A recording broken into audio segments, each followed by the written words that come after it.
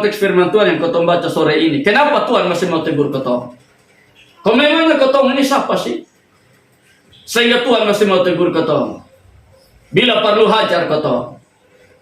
Nah, alasan yang pertama kenapa Tuhan masih mau tegur kau. Mari kita lihat dalam ayat yang ke-5 dan ke-6 bagian A. Ibrani tadi. Hai anakku, janganlah anggap enteng didikan Tuhan, dan janganlah putus asa apabila engkau diperingatkannya. Karena Tuhan menghajar orang yang dikasihinya. Kalau dalam Wahyu 3:19, barang siapa ku kasihi, dia ku tegur dan ku hajar, karena itu relakan hati dan bertobat. Artinya alasan pertama Tuhan masih mau tegur kotong bila perlu hajar. Ingat, jangan balik ya. Barang siapa ku kasih, dia ku tegur, ku hajar. Bukan hajar baru tegur. Tuhan tidak pernah bekerja seperti itu. Togur lewat firman. Ya, soalnya mau toe, tegur lewat mimpi, tidak mau toe, terakhir Tuhan hajar. Tapi beda hajar dan kutuk ya. Beda hajar dan kutuk. Hajar itu orientasinya pada kehidupan, supaya kau hidup. Karena Tuhan sayang. Tapi kalau kutuk itu orientasinya pada pembinasaan, kasih binasa dia. Jadi beda hajar dan kutuk itu. Kau harus bedakan. Ya. Jadi alasan pertama kenapa Tuhan masih mau tegur bila perlu ajar kita, karena Tuhan masih sayang kita. Amin. Kalau Tuhan tidak sayang lagi, untuk apa Tuhan mau tegur? Ya, untuk apa? Kau tahu orang tua sendiri juga kalau terlalu marah dengan anak, sampai-sampai kau tahu sama tegur lagi. Karena kau tahu suka balas. Tapi kalau kau tahu masih tegur, itu artinya kau tahu masih sayang. Seperti itulah Tuhan. Ya, Tuhan tegur kau tahu karena Tuhan sayang kau tahu, Tuhan mengasihi kau tahu. Tapi nanti kelihatannya, saya mau kasih jelas ini mengasihi, Tuhan sayang dulu, supaya jangan kelihatan terlalu umum. Bukti Tuhan sayang itu bagaimana? Mari kita lihat itu di dalam 2 Tawarik 17. Mari kita lihat 2 Tawarik 17.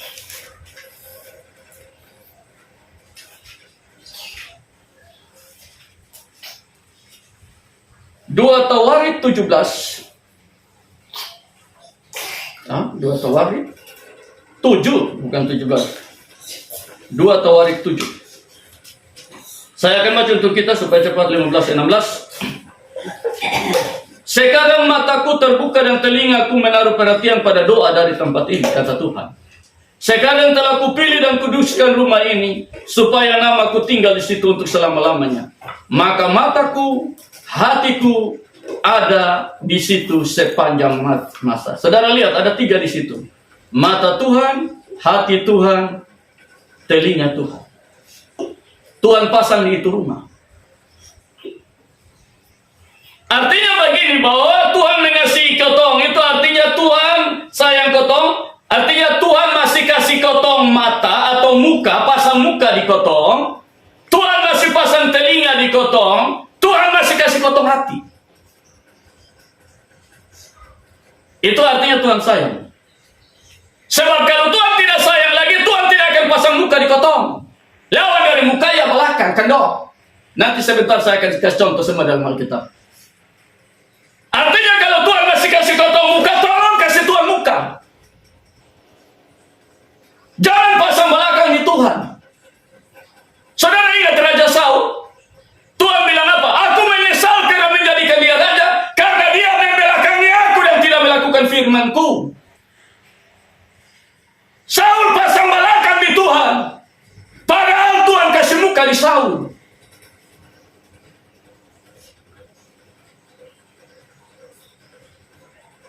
Kau harus tiru Raja Hizkia. Ketika Raja Hizkia sakit dan mau mati, Tuhan bilang Yesaya, lu kasih tahu Hizkia mau pesan apa pesan, waktunya dia mati. Begitu Yesaya kasih tahu habis, Tuhan mau pesan apa pesan sudah, karena Tuhan bilang Tuhan mati. Yesaya keluar, belum sampai di luar. Hizkia putar muka di tembok, Hizkia menangis. Hizkia berdoa bilang, Tuhan ingatlah bahwa selama ini aku telah hidup di hadapan-Mu dengan melakukan apa yang baik dan benar, setia dan sebagainya. Dia tidak lanjut lagi.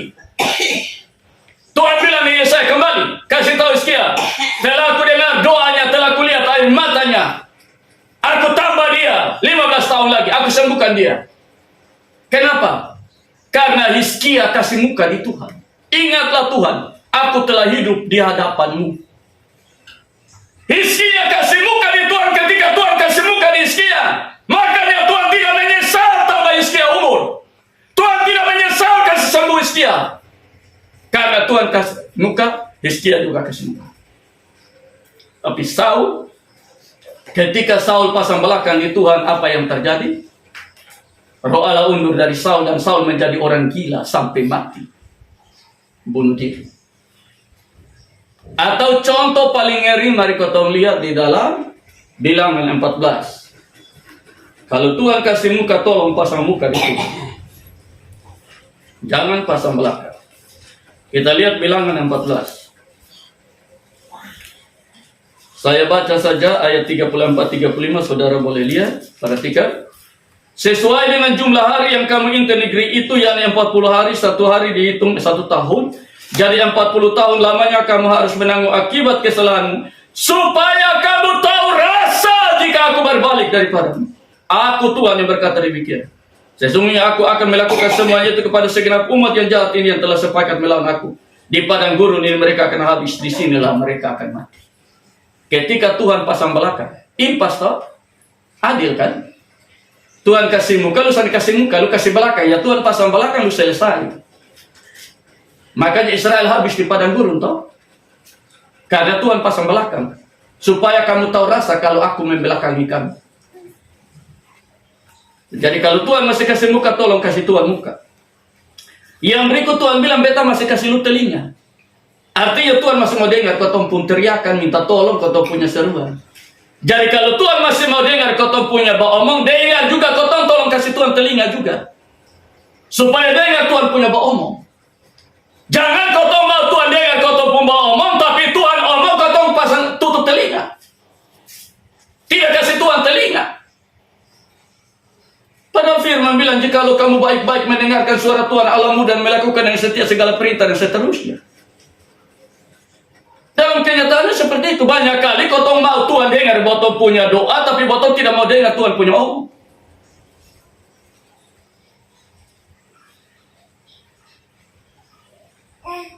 Yang berikut, mataku dan hatiku. Hatiku, Tuhan masih kasih kau hati, tolong kasih Tuhan hati. Ya. Sebab kalau Tuhan tidak kasih hati lagi, kau selesai. Sebagai seorang penginjil, banyak kali keliling banyak tempat, saudara. Beban-beban pendeta itu ialah satu, Bapak, teman-teman, tolong doa dong. Tempat penjemaat di sini susah sekali gereja. Rumah di samping gereja, belakang gereja, di depan gereja, tapi mau injak gereja saja susah. Maka saya selalu bilang, Bapak, Mama, pendeta, memang gereja ini menyangkut hati. Orang kalau tidak ada hati dengan Tuhan itu biar tinggal menyeberang satu langkah masuk gereja, juga dia akan masuk karena memang tidak ada hati. Tapi orang kalau ada hati dengan Tuhan itu rumah jauh 2-3 kilo, hujan angin panas juga tetap dia akan sampai di gereja karena dia ada hati dengan Tuhan. Sama halnya dia orang sudah ada hati nonton bola kaki, lu jangan kasih dia tiket gratis, dia sudah akan pilih, buang di situ dia sudah pilih. Karena memang dia tidak ada hati menonton. Tapi kalau dia ada hati mau nonton, itu sudah ada uang, sudah ada karcis juga, dia akan pi. Dia usahakan dia mesti masuk, karena memang dia ada hati bila perlu naik pohon, nonton dari atas pohon. Karena memang ada hati. Jadi tolong kalau Tuhan suka kasih ketong hati, nah tolong kasih Tuhan hati juga. Jangan sampai kau memiliki hati batu. Ya dalam Ibrani pasal yang ketiga, keras hati, tegar hati, ya, hati jahat, dan sebagainya. Jadi ini alasan pertama kenapa Tuhan masih tegur kotong, karena Tuhan masih sayang kotong. Tuhan masih kasih kotong muka, kasih kotong hati, kasih kotong telinga. Jangan sampai Tuhan tidak kasih lagi muka. Manusia kalau sudah kasih muka dan kotong bisa diputar balik sendiri atau diomong yang manis-manis, sengaja kasih tetes air mata sedikit, padahal hati ada maki-maki. Maka dia tertipu dengan kotong omong yang lemah lembut, air mata yang jatuh sedikit, lalu dia bilang, kasihan ini orang subaya, dia bertobat. Padahal di hati ini ada para-para selalu. Tapi kalau Tuhan subalik belakang, lu mau pi bujuk Tuhan pakai apa? Ya.